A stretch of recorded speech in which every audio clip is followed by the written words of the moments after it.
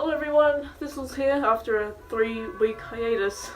Sorry for being gone for a while, but today we're going to be talking about public fursuiting! Yay! Public fursuiting is actually really fun. When you're doing it with friends as well, it makes it even more fun. Seeing the public's reactions, seeing little kids chase you and probably annoy you, which I'll get to in this video.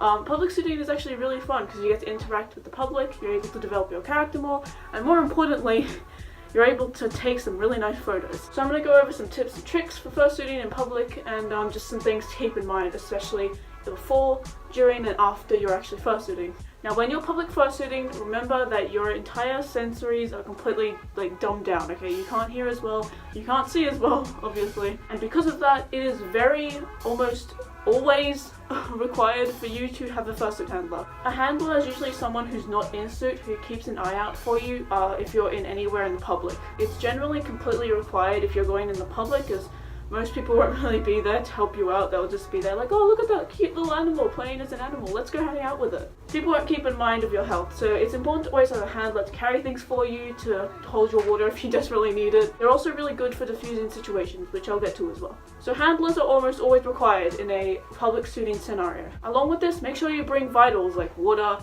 whatever spares or accessories you might need for your fursuit. Make sure you bring a straw or multiple straws for your water so that it's easier for you to actually drink through the fursuit. Some people have no problem drinking it just straight out of the bottle, but personally I do need a straw to drink out of this. This actually has this little donut thing that you can open and unzip. It's actually a pencil case, but I use it as a prop, and it's also a carry case. It currently only has badges in it though. Yeah. Bringing props with you can also be really fun when you're going public suiting, as it can probably add to the character, it's more things to play with to make situations less awkward. It's also another way to entertain the public. Another thing to keep in mind is the kind of park you're going to. Make sure that the park you're going to is generally spacious, it isn't too cramped or anything. I also recommend to go in an area which doesn't have only a playground or is generally taken over by playground space. Mainly because 1, you'll have kids following you everywhere, and 2, you might run into a lot of children. Having spaces where you can walk around and chill and have enough space to be really silly and at least do this or something. Make sure that the park space is generally pretty large, like an oval. For example, my house is actually really close to a nice bay walk area where a lot of people go jogging and stuff. I would love to go fursuiting there, but 1, I don't have a good enough handler to take care of me, and 2, it's probably a really bad idea to go walking in a really nice scenic route for fursuits, especially during when it's sunset or sunrise. But there's going to be a lot of people jogging and getting their exercise done. Another environmental factor you really have to keep in mind is the weather. You have to keep this kind of stuff in mind, whether it's going to rain, is it going to be extraordinarily sunny, is it going to be windy? For me, it's actually been really windy where I am at the moment, so walking around it generally is really hard.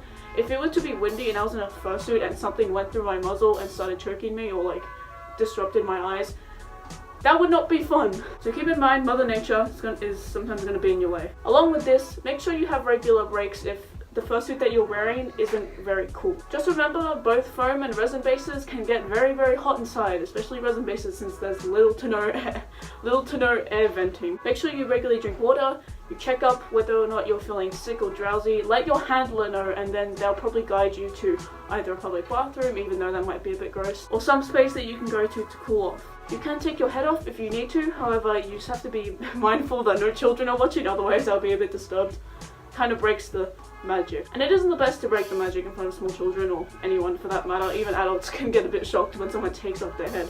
It happened to me when I went to my first convention. But if you're in a dire situation in your fursuit to the point where it's incredibly hot, make sure just take it off. If it's a dire situation, take the fursuit off, because your actual health is way more important than your performance. Now, one thing that is a bit harder to find out, but is also extremely important, is your state laws or federal laws, depending on whether or not you can wear masks in that area. Some parks don't allow you to wear a mask or anything covering your entire face, which is also will get you in a lot of trouble if someone catches you and calls the police or something. These details can be hard to find, whether there's anti-mask laws or not, but there should be a website somewhere, depending on your state or your area that you're in, or even country. But if you do find details saying that you can't wear masks, just don't wear your fursuit, because you might get in trouble. So now that we've got all the important, relatively most important stuff out of the way, we can go into more of the social aspect, which is a lot more fun, but also sometimes a little bit naughty in some cases. Now, one thing you have to keep in mind when you're interacting with the public is not everyone will want to be around you.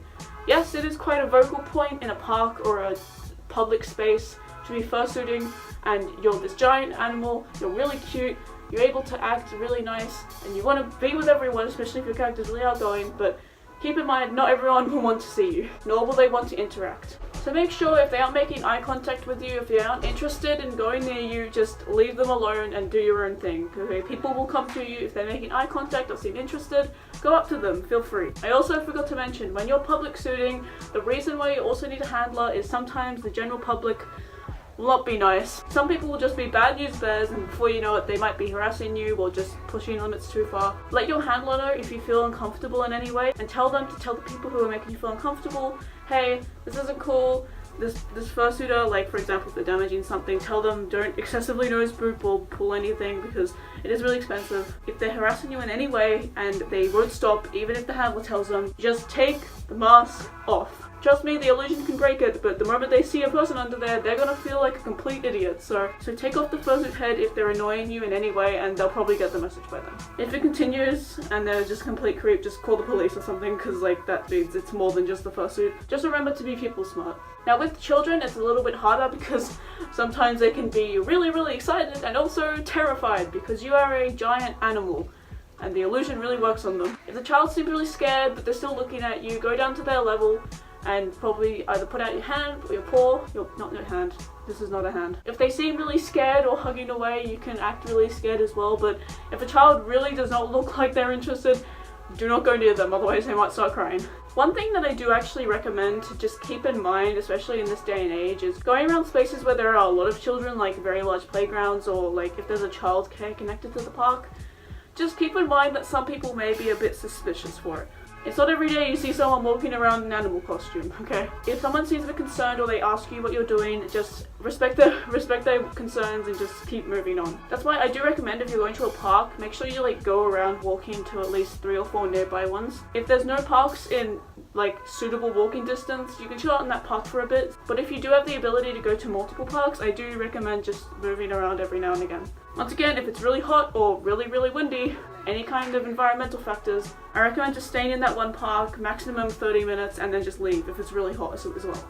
Now the time you spend outside is also one thing you really need to keep in mind. Time will fly really fast, and before you know it, your fursuit is stinky as heck. Once again, weather can have an effect on this, but I wouldn't recommend anything over 2 or 3 hours in fursuiting in public. You also might get a bit tired and the public might get a bit bored and stuff, so just keep that kind of stuff in mind. Make sure you wash your fursuit after public suiting as well. Have at least some kind of disinfectant to get rid of the musk or whatever the hell is going on with the head. You also don't want to go out with a musky fursuit to begin with. Like, going out to the general public looking like a really cute animal and then someone going a little bit too close and smelling gross is probably going to deter them a lot.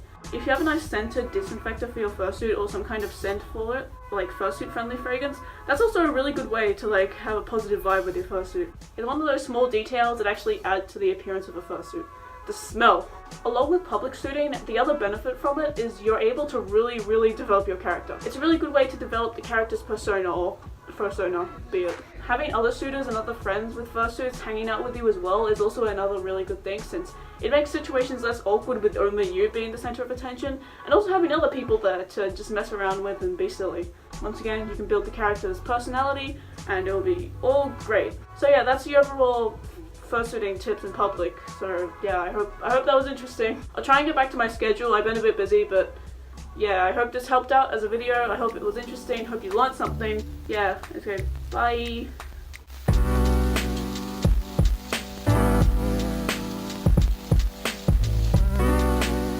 Then you should feel, Mom.